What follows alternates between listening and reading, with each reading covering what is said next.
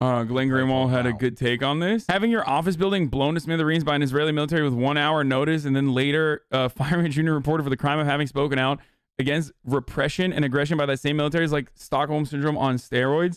AP spokesperson responds to the open letter signed by more than 100 AP staffers criticizing how the company fired Emily Wilder for violating its social media policy.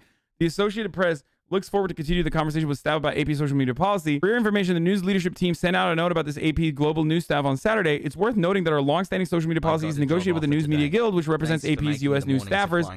I'd point out, too, that AP did not choose to name Amy Wilder publicly, as the letter states. As we said, every AP journalist is responsible for safeguarding our ability to report with fairness and credibility. Yeah. Okay. I mean, look, I don't want this to happen, but like every fucking person that is like, has defended the actions of Israel or celebrated that like someone is joining the fucking IDF or whatever should be fired too then by that metric. Just for the sake of like for the sake of fairness, like if you ever posted anything on social media that says like Israel deserves to fucking wipe out Palestinians wholesale, which they do within their coverage, like, then yeah, that they should be fired then, I guess. Which I don't want that. I do not want that to happen. I think that's ridiculous. My ex was Israeli and she never did her military service. She has to travel with both her Israeli and American passport while carrying a special note, saying she's been giving liberty to travel, but she loses it if she goes to jail for not serving. Yeah, it's the same in Turkey. But sometimes there will be pardons, basically, off. And you can pay if you have like specific background, like specific qualities, like you can avoid military service in Turkey as well. I have conscription as well. I did not serve in the Turkish military because I grew up in, or not grew up, but I lived in America for an extended period of time after I grew up in Turkey.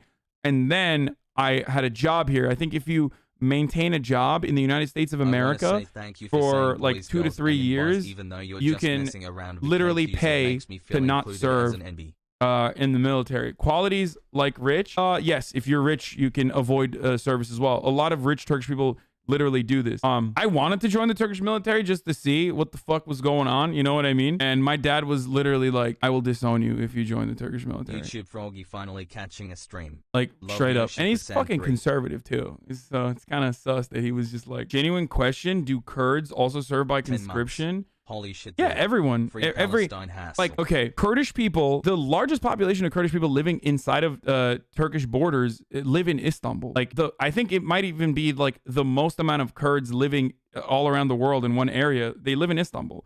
So, yes, they serve in the Turkish military as well. Like, there is, everyone serves in the Turkish military. If you're an able-bodied male over the age of 18, unless you go to college, in which case, like, your military service is reduced. But if you don't go to college after high school, you're supposed to serve. This is a tangent, but how do you feel about conscription or at least mandatory civil service in the U.S.? Conscription is a nationalist project. It really is. It beefs up nationalism. It's part of the reason why countries with conscription have like higher rates of nationalism.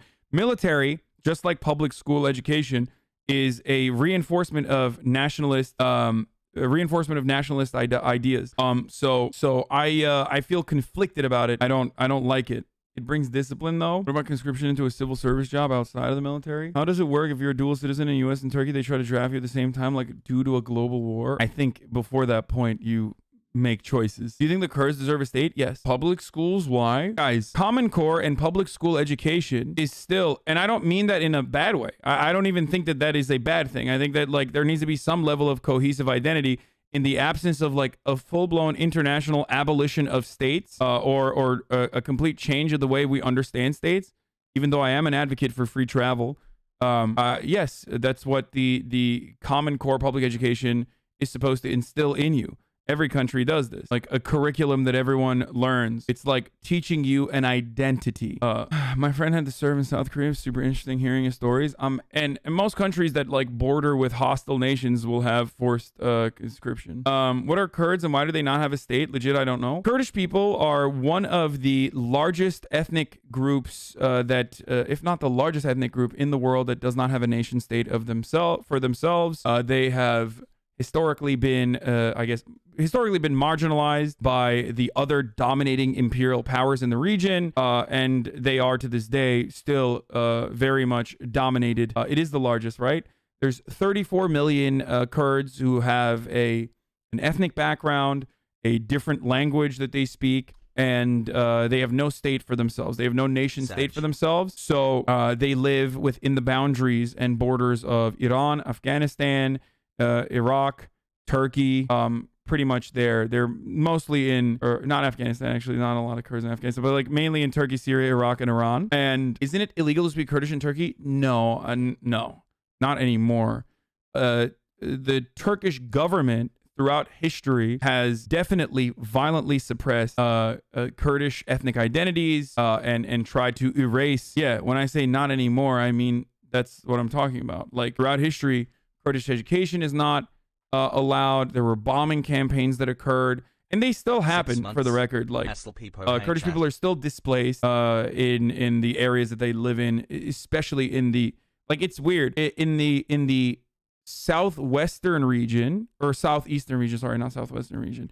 In the southeastern regions where a lot of Kurdish people live, that area is like literally treated like a conflict zone, like a war zone, where the military police is in charge of everything. And there is literally like ongoing fucking war between PKK or other militant Kurdish revolutionary groups against the Turkish military. And there is there's like bombing campaigns that occur when tensions flare up, where the Turkish government will literally just bomb the shit out of a fucking village or engage in like mass displacement of Kurds in that regard. So why aren't Turks based? If the new conservative lib wins, how would he help the Kurds? I don't really know. I think Kemal Kılıçdaroğlu is actually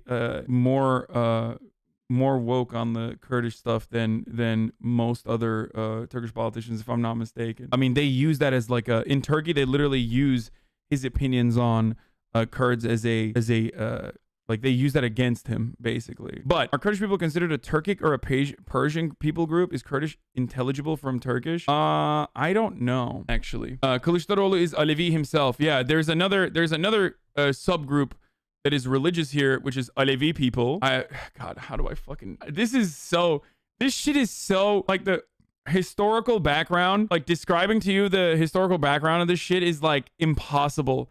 Because there's, like... It's like fucking Pokemon, dude. There's so much shit going on. Okay, so there's the Alevi people, and there's a big group of Kurds that are Alevi, which is a different sect under Islam, okay? It is a Shia sect, right? Alevi's like, I mean, it's still Hazreti Ali, so it's like it's a Shia sect technically. And Turkey is predominantly Sunni, okay?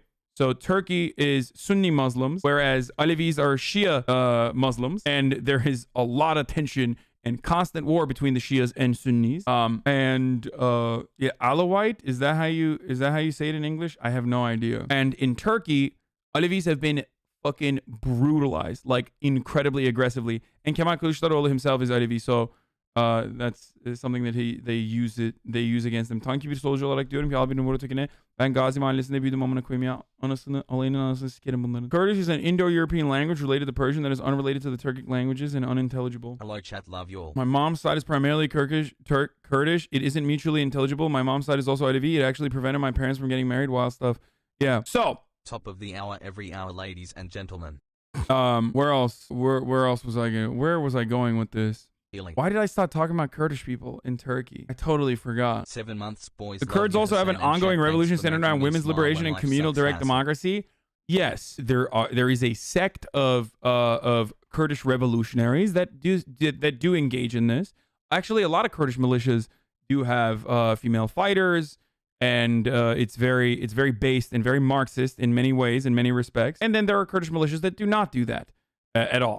But remember when people's biggest criticism of George Bush was that he dodged the draft? No, Sikhs are not Muslim at all, dude. What the fuck? Hey, Hasan, thanks no, that streaming. is entirely separate than Sunnis and Shias. Oh, we were talking about military. We were talking about conscription and mandatory military service, and someone asked like if Kurds serve in the military, but yes, they do. In Iraq, they have an autonomous region. The Kurds have an autonomous region in Iraq that was carved out for them by the American government. Rojava is the separate ANCOM project that I've talked about before that unfortunately will never be a reality because America will never ever allow there to be a communist nation state in that region. Alevis and Alawis are not the same. Okay, I didn't know that. I thought that maybe that's how you say it in English. Can you explain why Turks aren't Arab? Turks are Turkic. They come from the Asia Minor. They are a nomadic people that traveled all the way, that make up like a bunch of different ethnic backgrounds from that region. That is why they're not Arab. That's why we are whiter, for example, like the Mongolian Empire that are Central Asia.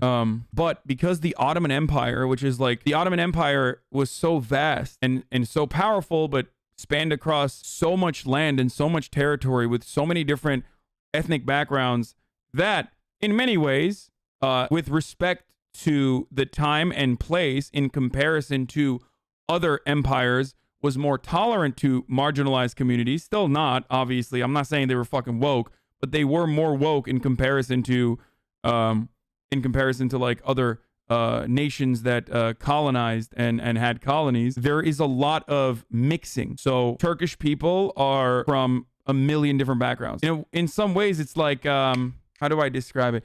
In some ways, like Turkish people are like what America would look like in 100 years if it hasn't fallen apart, or if like Nazis haven't completely taken over. Like everyone in Turkey is technically a mutt. There is no like pure Turkish person. You know what I mean? Stop with that shit. I'm losing respect for you when you speak like that for the Ottomans. I mean, that is I'm repeating a historical fact to you. Beyond taxation and beyond like additional taxes for people who weren't Muslim, and just basically admitting that Islam is the greatest. They just let people do their own thing instead of like forcibly fucking erasing the jizyat. Forcibly erasing their people's identities or religious practices. Not only that, but like especially as far as like this is of course comparing the Ottoman Empire to like what the British did or what Christian colonizers did. That's the you know, besides the religious discrimination, they were real swell dudes. Dog, we're talking about history, dude. Like if you apply, like I apply today's mentality to actions of the past all the time when I'm talking about history, and I make normative statements regularly. Okay, having said that, I literally just qualified my statement with a in comparison to multicultural empires of the time. You can look at history with present lenses, you can, and I do, but I literally just qualified my statement by mentioning that yes, Ottomans were better than white European nations in their like imperial endeavors, but that doesn't mean they were necessarily good, obviously. Exactly. Okay. Does that make sense? Do you understand? Paying a Turkish tax is better than getting killed or expelled for being a Jew in Spain. Yeah. So that was actually the example I was going to give.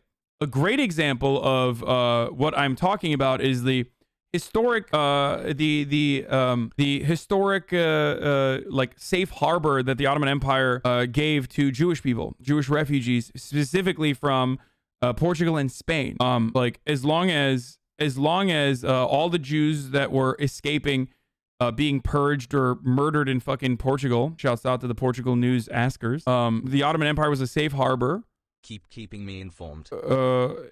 As long as you said that like Islam was the greatest and it was poggers and you paid a additional tax for being Jewish. Under the Ottomans, Selanik was the largest majority Jewish city in the world, which is actually where I'm from. My grandfather, Hasan Dede, who I'm named after, is originally from Selanik, and so is Atatürk. My father's side is literally from Greece, Selanik and Crete, so both mainland and island Greeks. Nice, love the stream. And my mother's side is from Kilis, so they're like all sorts of different shit. Like they're balls in my face. The 24th of May 2021.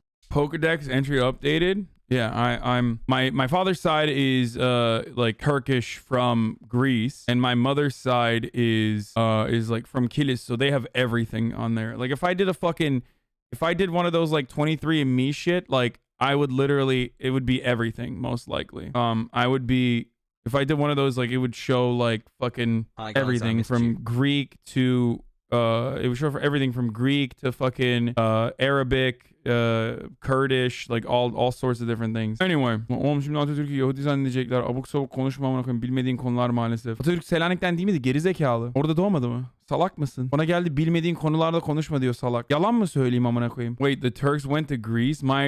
Middle schooling fucking sucks. My American Turks didn't just go to Greece. Okay, that's all I'm gonna say. The Ottoman Empire didn't just go to Greece and visit it. 500 yıl. Jewish golden age was under Islamic rule. Muslim empires had better tolerance in general. Under the Abbasid Caliphate, the Jews had their golden age at the time. It might not show too much detail, HasanAbi. Mutt peoples kind of get lumped. I'm Armenian, and I think that percentage just showed Turkish/Caucasus. Listen, everybody in that region is fucking related to one another from an ethnic point of view, okay?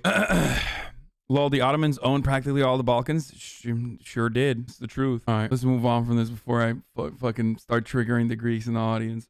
Or the Albanians. How can you say the Ottomans were not just as ruthless as other imperialist forces? It's totally insane to me. Keep up with the content king. I mean, I don't know what to tell you, dude. Like, they were obviously still fucking brutal, but I don't know what you want from me with respect to, like, of course they were brutal. They were an empire. Like, I'm not saying they were fucking woke. I'm saying that they were in comparison to other colonial formations. Yeah, like, they still killed people. They still had slaves. Okay. Anyway, it's like being mad when I say something like it's like being mad when I say something along the lines of like the Ottoman Empire fucking had a more tolerant approach to LGBT than Western nation states at the time, which is literally the truth. It sounds weird when you say it and you're like, what the fuck? Are you serious? But it's true. It's literally true. Get mad all you fucking want, but it's the truth. It's a dumb take. It's not a dumb take. Homosexuality was, before this, it wasn't even like a criminal act or anything like that, but it was also further decriminalized in, it was decriminalized in the 18th century. Literally what IDF supporters say. I mean, we're talking about history, motherfucker. If the Ottoman Empire still existed and were like fucking brutalizing people, I wouldn't be like, you can't criticize the Ottoman Empire because they were fucking pro-LGBT, you dumb idiot. Like, there's a difference between like, covering history and like making a comparison in a point in time versus like literally caping for ongoing ethnic cleansing. How is that hard for you to comprehend? Gay luxury space communism rules. Ottomans were pretty genocidal even up until the last century. You're not denying that, right? No, of course not, dude. What the fuck? No, obviously not, dude. They're an empire. Of course they were fucking brutal as fuck. Anyway,